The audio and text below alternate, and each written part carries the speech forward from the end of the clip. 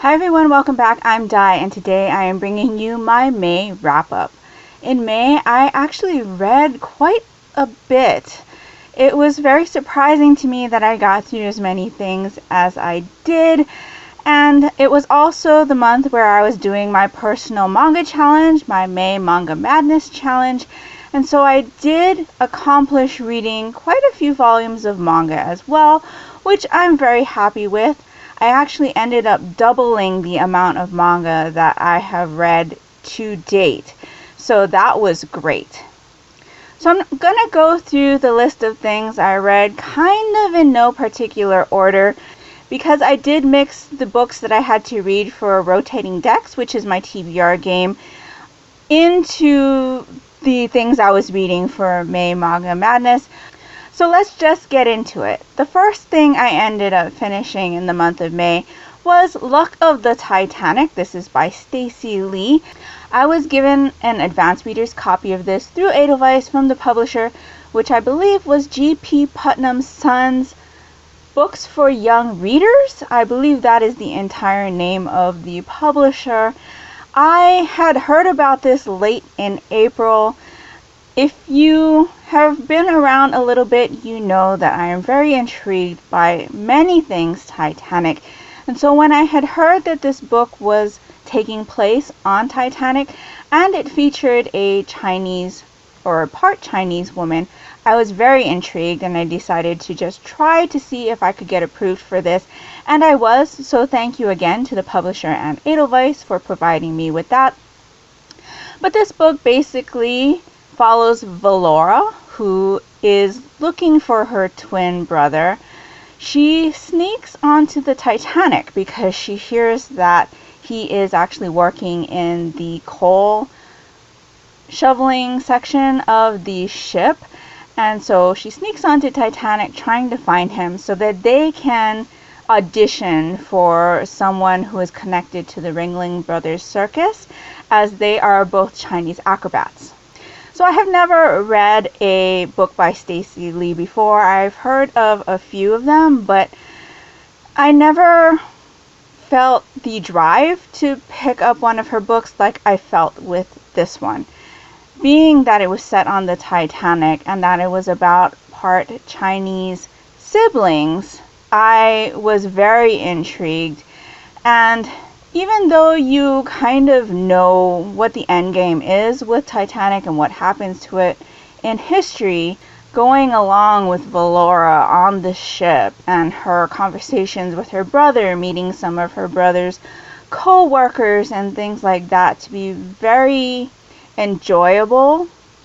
She does meet a few other people as well, and those characters I enjoyed as well. Of course, as we get to know all of these people that Valora comes into contact with, knowing what happens to the Titanic in history, at least I started to wonder which one of them would survive, how many of them would survive. Of course, being that they are of Asian descent, there are racial slurs thrown at them, and there is hate towards them from some of the other workers on the ship. And that bothered me. I know I've talked a bit about not being able to read books that included racial slurs and things like that.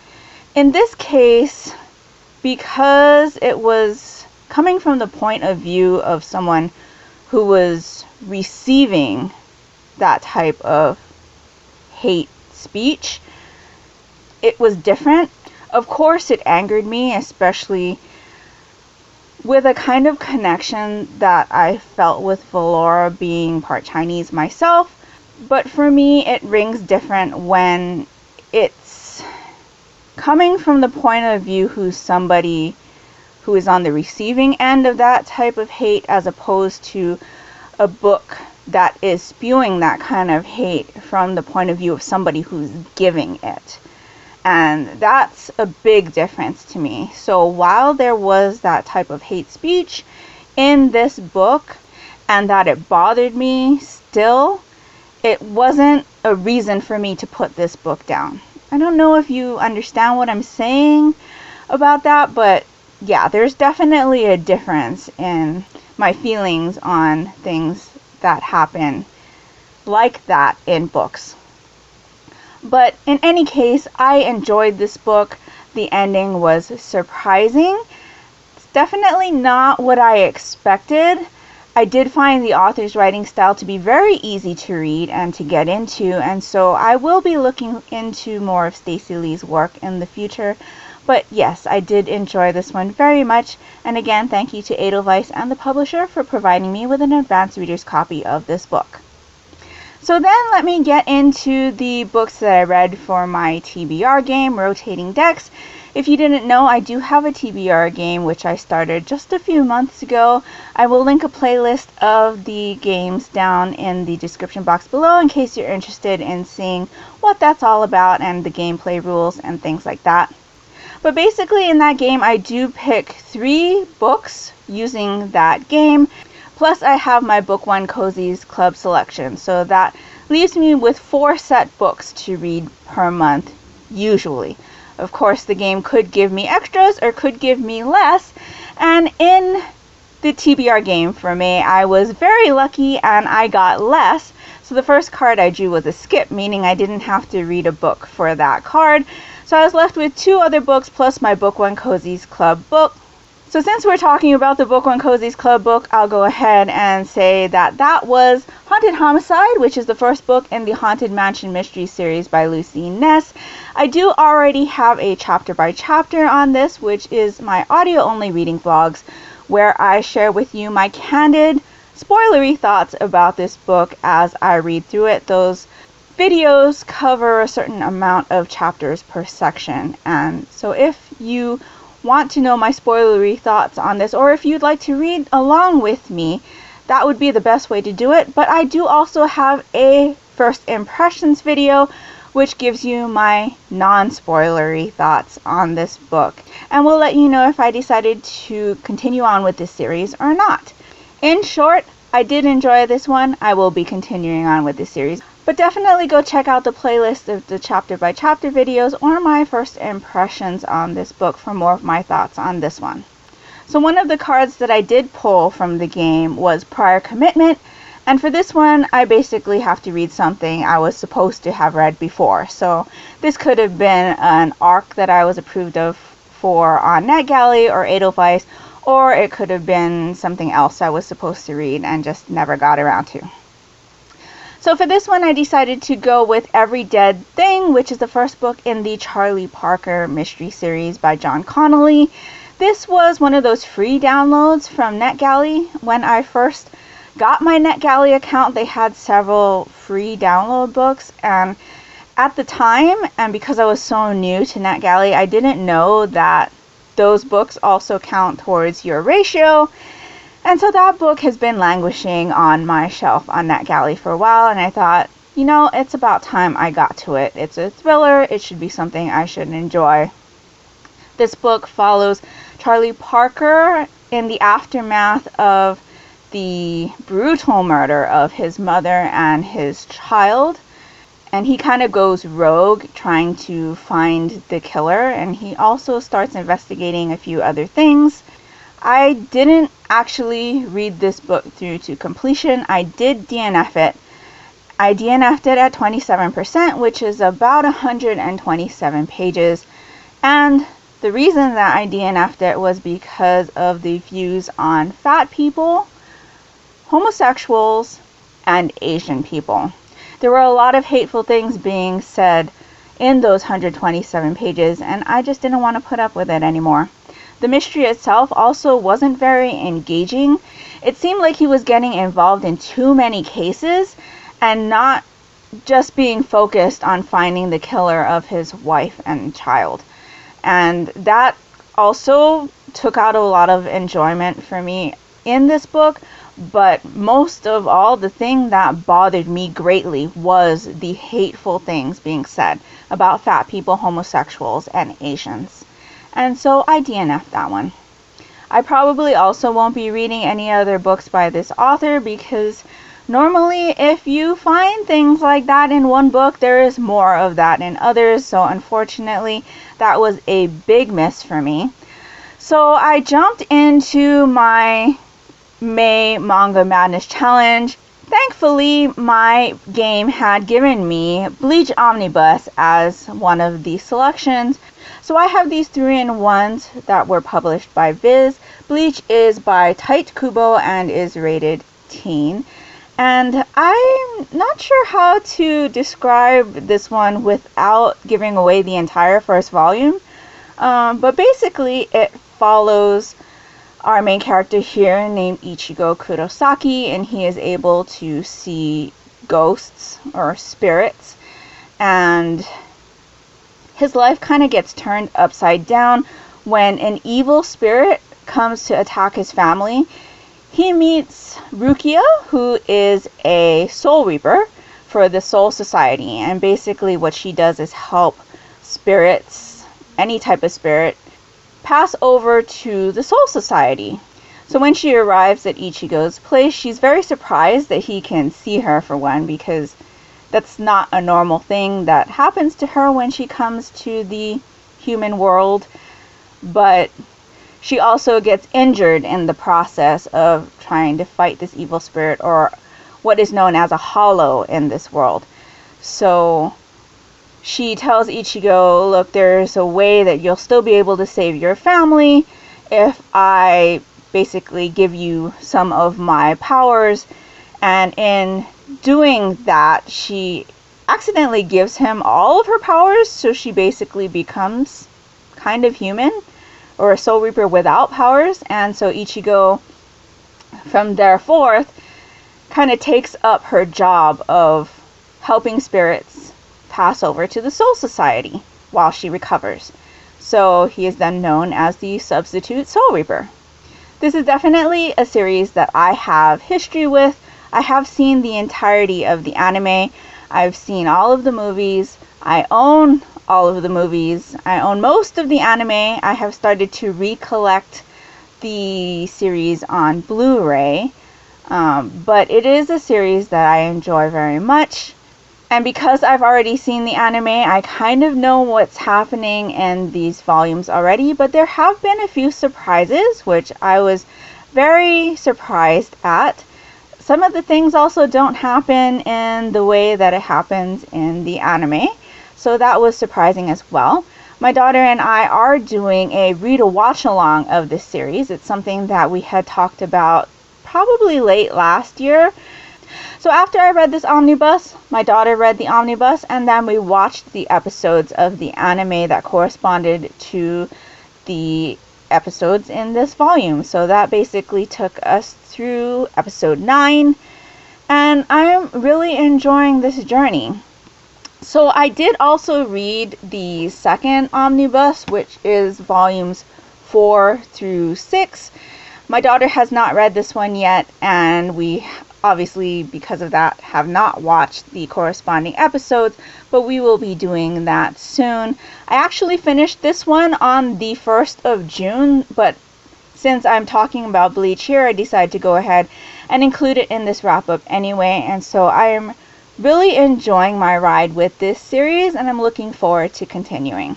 So then I had actually read another book. I had heard about this book quite a bit as I've been watching BookTube videos, and it is 7 Deadly Shadows. This is by Courtney Alameda and Valin E. Mayatani. This story follows a girl named Kita whose family owns a shrine. The family shrine gets attacked, and she finds out that it is because the demon Shutendoji is going to rise at the blood moon, and he is searching out the shards of this sacred sword to bring destruction to the world. So now it's up to Kita and her shrine guardian, Shiro, to find 7 Shinigami, or death gods, to help fight Shutendoji and hopefully find the shards of this sword before he can. I actually really enjoyed this one. It was very easy for me to get into.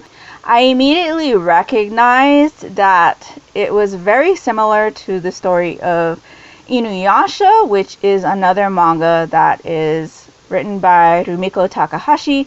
There is also an anime for this one as well. But the whole demon looking for shards of this sacred item is very much the story of Inuyasha, as well as the fact that Kagome, who is the main female character in Inuyasha, her family owns a shrine, and during the story we also get introduced to this song that starts with Kagome Kagome.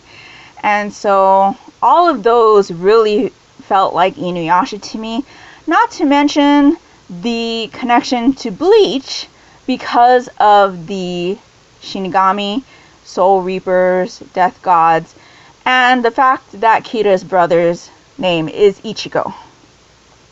So this definitely felt very manga anime-ish to me. Both stories that I'm very familiar with, as I've watched both animes. I haven't read the Inuyasha manga yet, but it is on my list of things to read later. But that kind of also impacted my enjoyment of it. And even though I felt like this story could have taken maybe 2 or 3 books, I did enjoy my journey with this one. Kira does get bullied quite viciously in this book, so that was a little hard to swallow, as well as the fact that Kira's family is not very supportive of her decision to be taught by her grandfather on shrine things.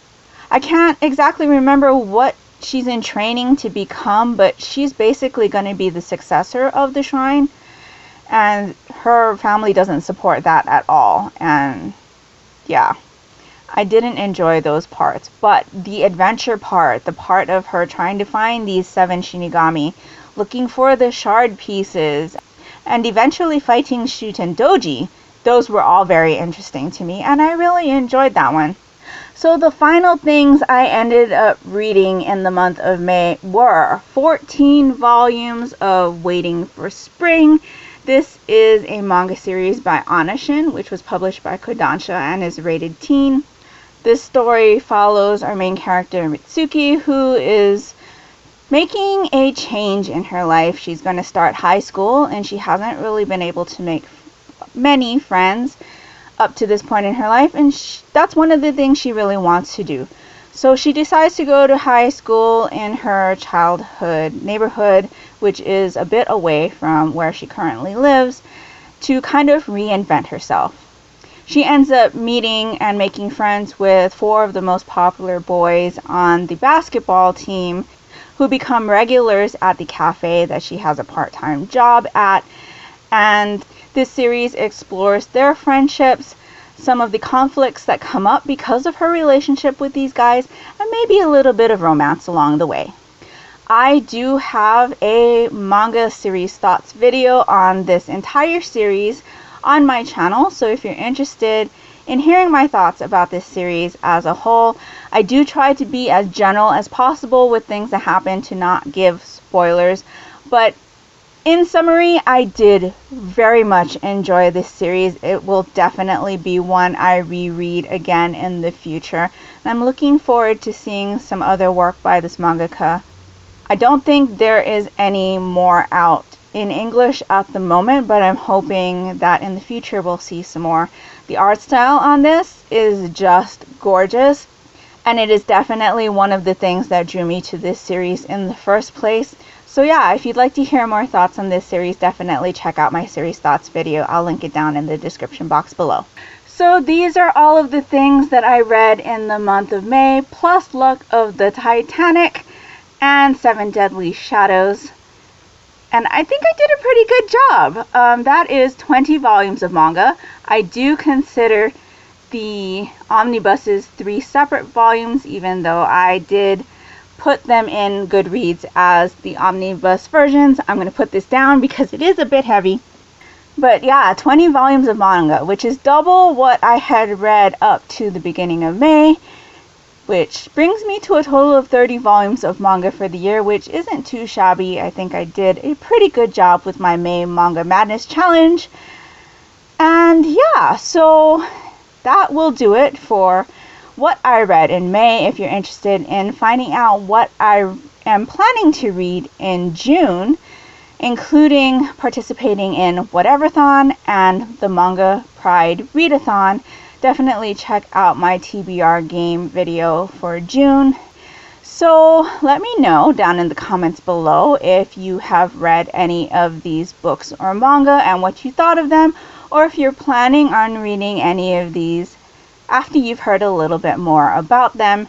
If you would be so kind to leave a ghost emoji or the word ghost down in the description box below, that would be greatly appreciated and would really help me out, and that will do it for me today. So I hope you're all doing great. I hope you're all safe and healthy.